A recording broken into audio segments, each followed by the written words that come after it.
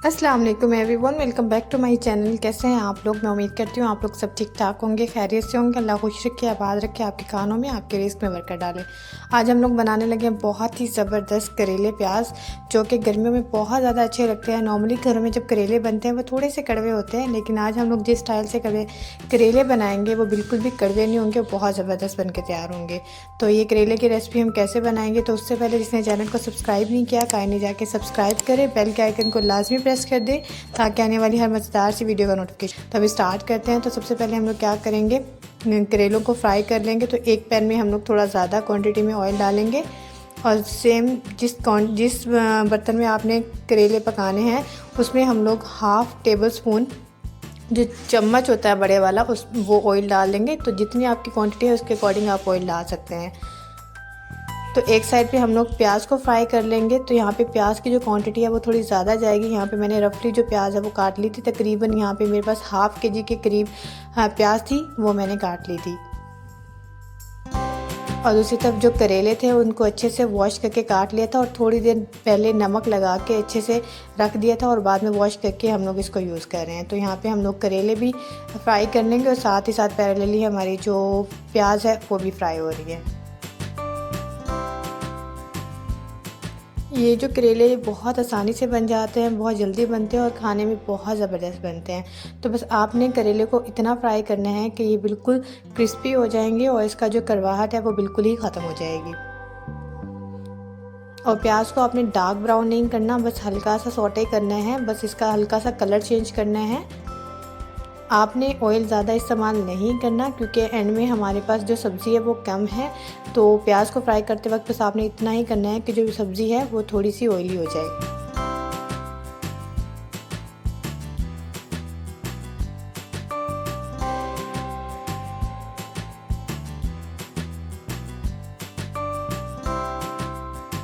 तो यहाँ देखिए हमारे जो करेले हैं वो अच्छे से फ्राई हो गए हैं, उनका जो कलर है वो भी काफ़ी हद तक चेंज हो गया है।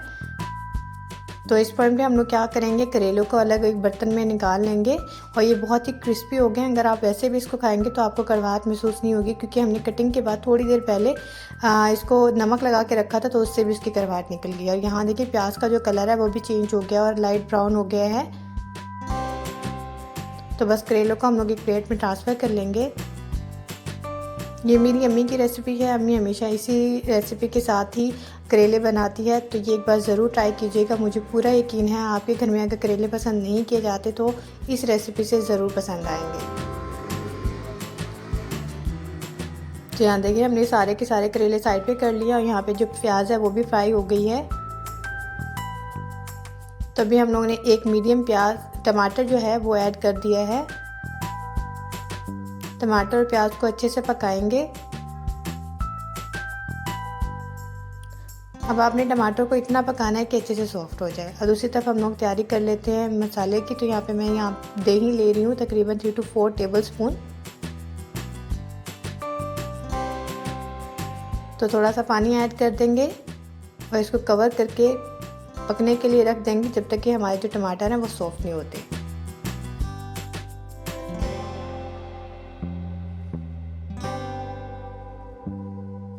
अब हम लोग इस दही में ऐड करते हैं कुछ स्पाइसेस। तो सबसे पहले सब्ज़ी मसाला डाला है 1 table spoon.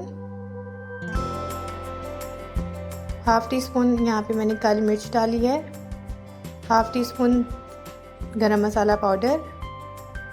Half tea spoon यहाँ पे नमक डाला। नमक हमने क्योंकि करेले को वॉश करते वक्त भी डाला था तो ध्यान से डालना है। यहाँ पे हाफ़ टी स्पून मैंने ले लिया है दरदरी कुटी हुई लाल मिर्चें। हाफ़ टी स्पून ज़ीरा। अच्छे से मिक्स करेंगे।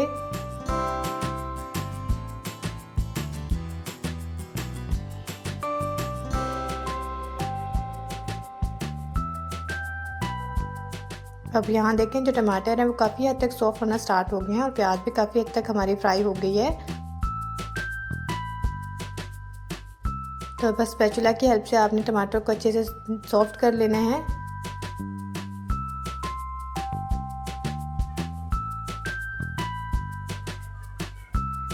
और इसमें ऐड कर देंगे मसाला जो अभी हमने बना के रखा है ड्राई स्पाइसेस के साथ, दही के साथ।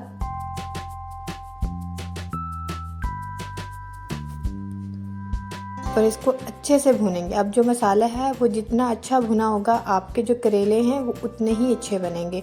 तो बस आपने मसाले पे फोकस करना है कि आपका जो मसाला है उसकी जो भुनाई है वो बहुत अच्छे से हुई हो। तो बस आपके दही का पानी जब तक ड्राई हो जाता है और जब तक प्याज और जो टमाटर है वो 100% घुल नहीं जाते तब तक आपने इसको अच्छे से भूनना है और ऑयल जो है ऊपर आ जाए।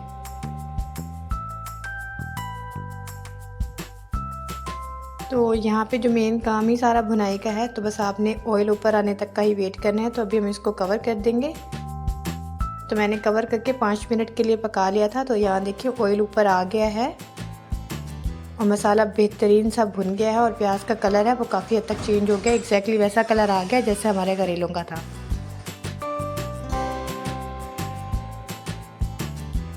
तो बस आपने मेक श्योर कर लेना है कि इसमें पानी ना हो और जैसे ही पानी ड्राई हो जाए, ऑयल ऊपर आ जाए, तो हम लोग ने इसमें करेले ऐड कर देने हैं। अब इसको अच्छे से भून लेना है 5 से 7 मिनट के लिए, ताकि जो करेले हैं उसमें सारा मसाले का टेस्ट आ जाए।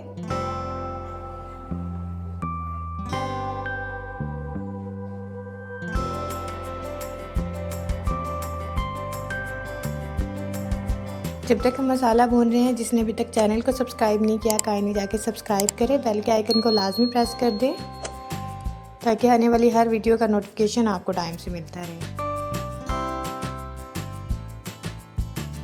तो इसकी लुक से ही नज़र आ रहा है कि करेले बहुत ही ज़बरदस्त बन के तैयार हो। बहुत टेम्पटिंग है, आप यकीन करें, आप सैलेड के साथ, रोटी के साथ, पराठे के साथ ये करेले एंजॉय करें, आपको बहुत मज़ा आएगा। और ये खाने में जितने ज़बरदस्त हैं, पकाना बहुत आसान है। एक तरफ आपने करेले रखे, दूसरी तरफ मसाला तैयार किया, फटाफट के तैयार हो जाते हैं।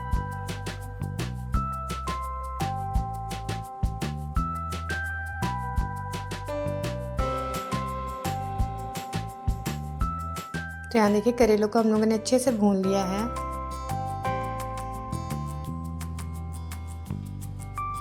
और जो ऑयल है वो भी सेपरेट होना स्टार्ट हो गया है। तो बस आपने इस पॉइंट तक ही आपने जो करेले हैं वो भुनाई करने हैं।